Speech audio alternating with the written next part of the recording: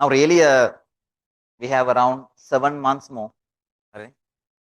August is your exam. Then we have to go up to July 31st. Right? Then January is also going to get ended. Then no more time. So therefore, now you have to spend more time on working පුතේ, right? ඒක ඒක වෙන වැදගත් ඈ. ඕගොල්ලෝ කොච්චර කිව්වත් අහන්නේ නැහැ. දැන් ඔයගොල්ලන්ට පුළුවන් තරම් self working වලට වෙලාව අයින් කරන්න ඕන.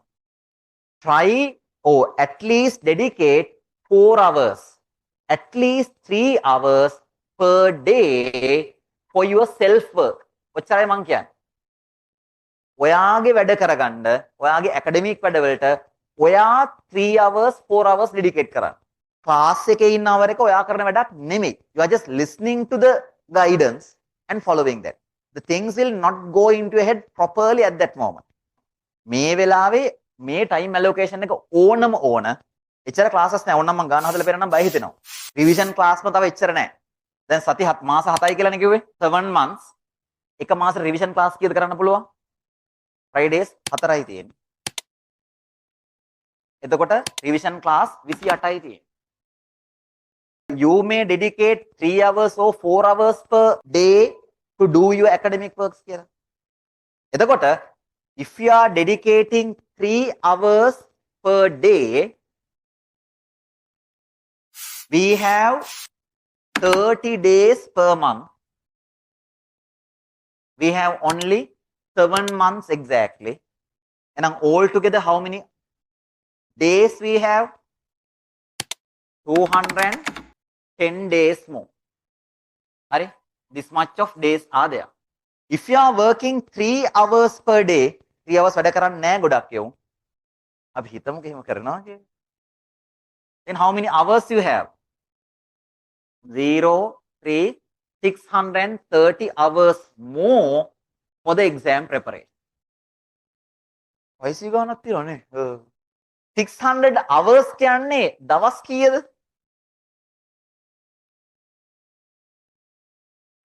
24. 7 උත් නෙමෙයි 6 වගේ වැටෙන්නේ. එහෙම ගත්තොත් how many days for your preparation? We have 27 days more. මම මේ 6 නිකන් ලොකුයි වගේ තේරිච්චා මම ඔය කිව්වේ. ඔයා නොකඩවා without having any mistake, if you dedicate exactly 3 hours for the upcoming days until your exam is met. එක දවසක්වත් අතාරින්නේ නැහැ. පාටි නැහැ, ට්‍රිප් නැහැ, මලගෙවල් නැහැ, පින්කම් නැහැ. හැම දවසෙම පැය 3 ගානේ පොත අරන් පැය 3ක් පාඩම් කරොත් ඔයාට එක්සෑම් එකට තියෙන්නේ දවස් 27යි. මාසයක්වත් නැහැ. එහෙම වෙන්නේ නැහැනේ.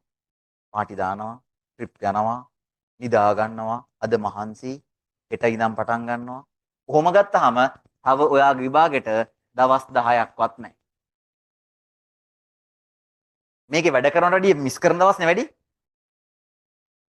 වැඩ කරන දවස් නැහැනේ. හේතුනේ තියෙන්නේ බුදුහාමෝ. අද නම් කකුල් දෙකට දෙනවා බත් එක හිටගෙන ආයේ මොන පිස්සුද අද කොහෙද පාඩම් කරන්නේ. ඕක තමයි සීන් එක. ඒ කියන්නේ ඇත්තටම ඔයගොල්ලෝ පරක්කු වැඩි දැන්.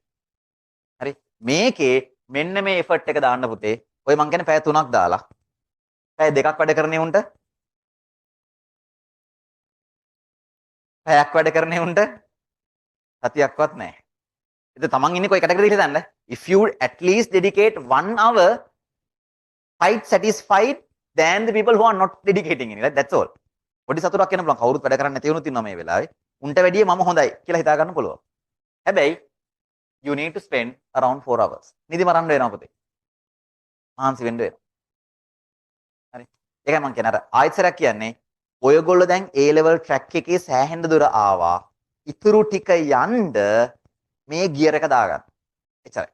එහෙම නැතුවත් ජීවිතේ ජයග්‍රහණය කරනවා. හරි ප්‍රශ්නයක් නැහැ. කැම්පස් ගිහිල්ලා ගන්න ලයිෆ් එක හරි ලේසි. කැම්පස් නොගිහින් ජීවිතේ ජය ගන්නවට වැඩියි.